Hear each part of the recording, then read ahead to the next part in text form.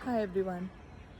आज मैं ये किताब पढ़ रही हूँ मुसाफिर कैफ़े येरकाड में। तो मैं मसूरी में तो नहीं हूँ जहाँ पे ये बुक बेस्ड है। दो तीन शहरों में बेस्ड है। भोपाल में है, नेटफ्लिक्स में जो सीरीज़ है उस पर। बट अगर आप किताब पढ़ेंगे तो कुछ डिफरेंसेस होंगे डिटेल्स को लेकर और फैक्ट्स को लेकर। बट मैं यहाँ आज हूँ और मसूरी तो मैं नहीं जा पाई, बट मैं बैंगलोर से येरकाड आई हूँ। It's a very beautiful place. As you can see, I am staying in a resort, a beautiful eco tourism resort. और I thought of reading this book Musafir cafe, क्योंकि जब मैंने ये सीरीज़ देखी और just like others I was little disappointed with the ending, with the big cliffhanger कि क्या होता है, चंदेर किसके साथ जाता है, प्रीति के साथ जाता है कि सुधा के साथ जाएगा, and there is a huge debate. So I thought कि मैं जस्ट बुक ही ले लूँ और पूरी कहानी पढ़ लूँ। और thanks to Divya Prakash Dubey and the Netflix series कि मैं इंग्लिश लिटरेचर तो काफ़ी पढ़ती हूँ और बहुत टाइम से मैं खुद को रिकनेक्ट करना चाहती थी हिंदी लिटरेचर से, और थैंक्स टू दिस बुक की वापस से शुरुआत हुई। बहुत टाइम के बाद, बहुत लंबे अरसे के बाद मैंने कुछ हिंदी में पढ़ा होगा, कोई हिंदी किताब को उठाया होगा पढ़ने के लिए। Now coming back to the book, बहुत पढ़ने में मज़ा आया, बहुत मज़ा आया पढ़ने में। बहुत ही सिंपल राइटिंग है, काफ़ी डायलॉग बेस्ड राइटिंग लगी मुझे। और what I really liked about the book is it's like very realistic, especially the language। अगर आप देखेंगे तो it is जस्ट बहुत ही कॉन्वर्सेशनल लैंग्वेज में, बहुत ही कॉन्वर्सेशनल भाषा में किताब को लिखा गया है, जैसे हम आप एक ऑफिस में बैठ के बात करते हैं या रोज़मर्रा की ज़िंदगी में बात करते हैं।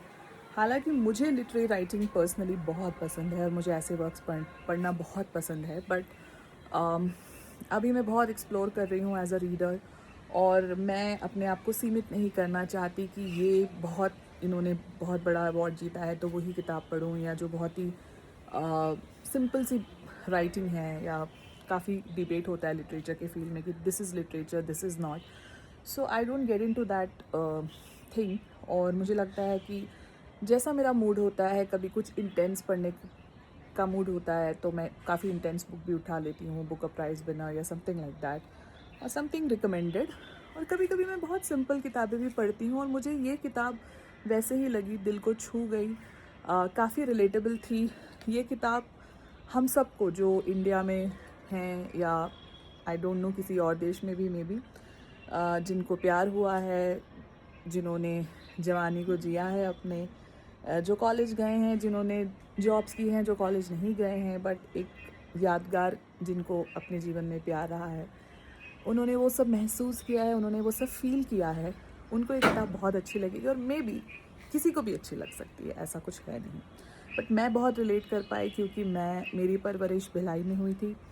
और उसके बाद मैं इंदौर गई पढ़ने, जॉब करने, मैं जर्नलिज्म में थी, मीडिया में थी, फिर मैं भोपाल गई, तो काफ़ी सारी चीज़ों को मैं रिलेट कर पाई। तो पर्सनली मुझे सीरीज़ तो अच्छी लगी ही, इस वजह से मैंने किताब में उठाई।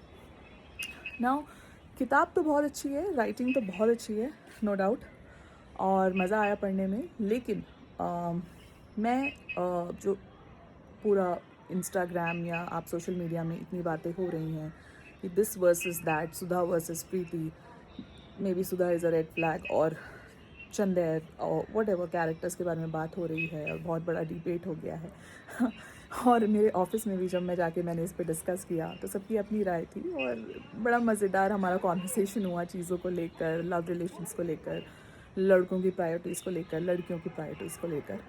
तो जब मैंने किताब पढ़ी, हालांकि मुझे तो नेटफ्लिक्स देखकर ही मुझे सुधा का कैरेक्टर काफ़ी स्ट्रॉन्ग लगा था, बट मेरे लिए जो हीरो था इस कहानी में वो थी Sudha. Because being a literature student हम लोग कैरेक्टर्स के बारे में काफ़ी पढ़ते हैं, flat character, round character, flat character जिसके कैरेक्टर में या जीवन के उसमें ज़्यादा कुछ उतार चढ़ाव नहीं होता, और राउंड कैरेक्टर जिसमें काफ़ी चेंजेस होते हैं और काफ़ी इंटरेस्टिंग कैरेक्टर होता है। मोस्टली प्रोटैगनिस्ट बनते हैं जो होते हैं वो राउंड कैरेक्टर के होते हैं। तो मुझे सुधा का भी वैसे ही कुछ लगा। मुझे बहुत अच्छा लगा जिस बारीकी से इन्होंने कैरेक्टराइजेशन किया है, जो लेयर्स ऐड किए हैं, किसी में इसको सही या गलत नहीं ठहराया। जस्ट सबको एक ह्यूमन की तरह बताया। उनके अगर आप साइकोलॉजिकली देखें तो जो एक बर्डन होता है फैमिली का या चाइल्डहुड अपब्रिंगिंग का, जैसे कि सुधा को जॉइंट फैमिली से, जैसे चंदे ने अपनी मदर से एक्सप्लेन किया था जब कॉन्वर्सेशन में शादी को लेकर की, उसको एप्रीहेंशंस हैं। तो ये सारी चीज़ें काफ़ी, हम जो लेडीज़ हैं या लड़कियां हैं, ये सारे डर हमारे अंदर रहते हैं और हम बहुत कुछ सोचते हैं एक रिलेशनशिप को मटीरियलाइज करने के पहले। तो वो सारी चीज़ें काफ़ी रियलिस्टिक लगी मुझे और वो मुझे बहुत अच्छा लगा। तो characterisation was very strong and as I said, मेरे लिए Sudha was the hero despite other two being a very good, very very well crafted characters. So Chander का अपना यू नो अपना एक प्लाइट है कि he always faces कि nobody chooses me. Preeti is a very sweet girl, very compliant and very, very understanding, I would say.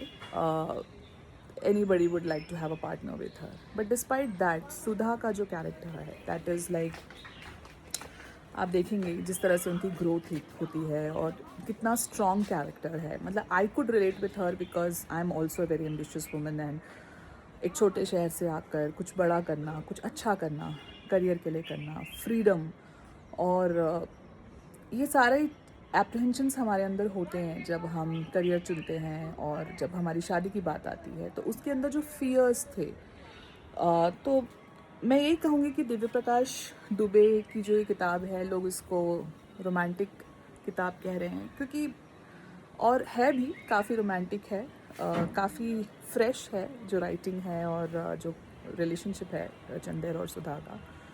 But I would also say कि एक angle जो मुझे लगता है किसी ने अभी इस पे बात की है या कभी नोटिस किया है, एक पुरुष के द्वारा लिखा गया लिखी गई ये जो किताब है, इसमें एक बहुत बड़ा फेमिनिस्ट एंगल भी है।